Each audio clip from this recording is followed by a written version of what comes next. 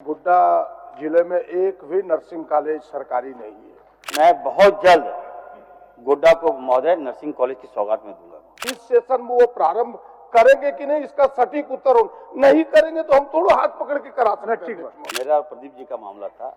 सोनू जी बहुत जानकार है, हर चीज में कुदकते हैं महोदय। मैं ये कहना चाहता हूँ, ये सदन किसी की व्यक्तिगत संपत्ति नहीं है। नहीं कोई बात है, ये लोकाचार है और लोकाचार में अगर मैं बात कर रहा हूँ उनसे महोदय नहीं कर रहे, चलिए रोका जाना चाहिए। क्या होगा? भवन बन के तैयार है, हम पूछ रहे हैं कि ये कब बना और कब चालू होगा, सीधा बताइए ना, इतनी भाषण की जरूरत कहाँ है। नर्सिंग कॉलेज कब बना हमसे अच्छा तो वही जानते हैं महोदय। अच्छा ठीक है, चलिए फिर कब से चालू होगा? बताइए, कोई प्रश्न है महोदय? माननीय सदस्य प्रदीप यादव जी, मेरा ये प्रश्न अध्यक्ष महोदय केवल छोटा सा प्रश्न है कि गोड्डा जिले में एक भी नर्सिंग कॉलेज सरकारी नहीं है। सरकार ने स्वीकार भी किया है कि नहीं है।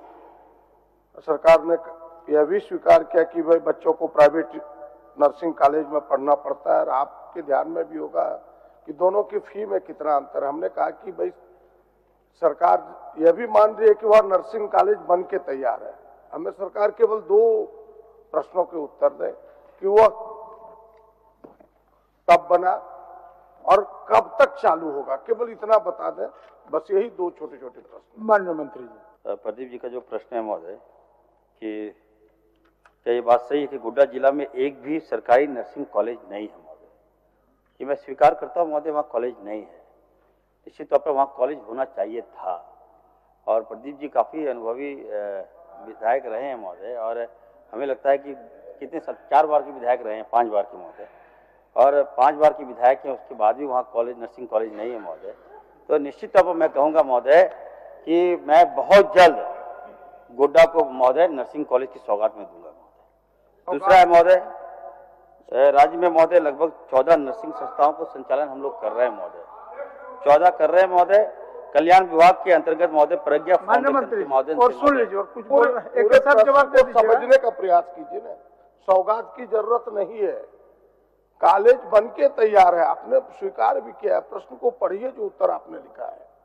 भवन बन के तैयार है, हम पूछ रहे हैं कि ये कब बना और कब चालू होगा, सीधा बताइए ना, इतनी भाषण की जरूरत कहाँ है। चलिए माननीय मंत्री जी, कब से चालू कॉलेज नर्सिंग कॉलेज कब बना हमसे अच्छा तो वही जानते हैं महोदय। अच्छा ठीक है, चलिए फिर कब से चालू बताइए, कोई प्रश्न है महोदय? कब बना? आप बनवाए होंगे, इसका मतलब बना कब बनवाएंगे ये भी आपको पता है। लेकिन महोदय मैं आश्वस्त करता हूँ माननीय विधायक को कि मैं बहुत जल्द इसको चालू करवाऊंगा महोदय, और बहुत जल्द। गोड्डा से मेरा से लगाव है महोदय, हमारा क्षेत्र भी संसदीय क्षेत्र भी रहा फादर का महोदय। तो निश्चित तौर पर महोदय हम चाहते भी हैं कि राज्य के बच्चे हमारे पढ़ें महोदय। मेडिकल के क्षेत्र में महोदय अच्छा प्रश्न है, निश्चित तौर पर चलेगा। क्या बोल रहा है संसदीय कार्य मंत्री वर्तमान? बोलिए।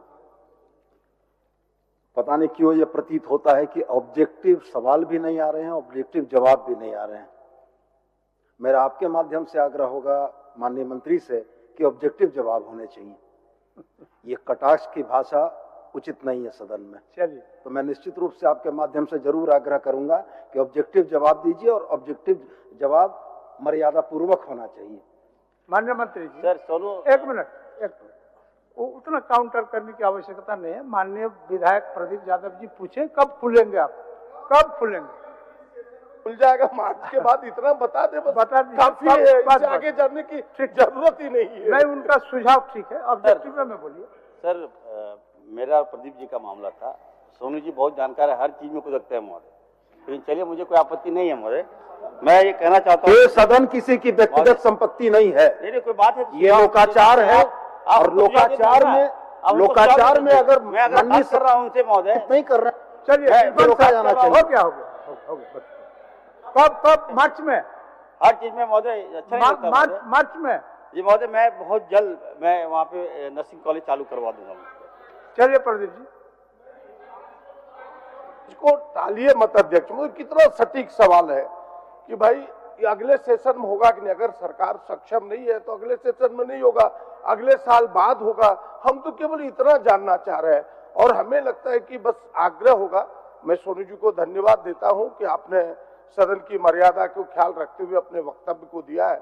मैं और संसदीय कार्य मंत्री, उनका दायित्व भी बनता है संसदीय के प्रभार में कि भाई सदन स्मूथली चले। अध्यक्ष के बाद, सदन के नेता के बाद किसी का दायित्व है तो उन्हीं का है।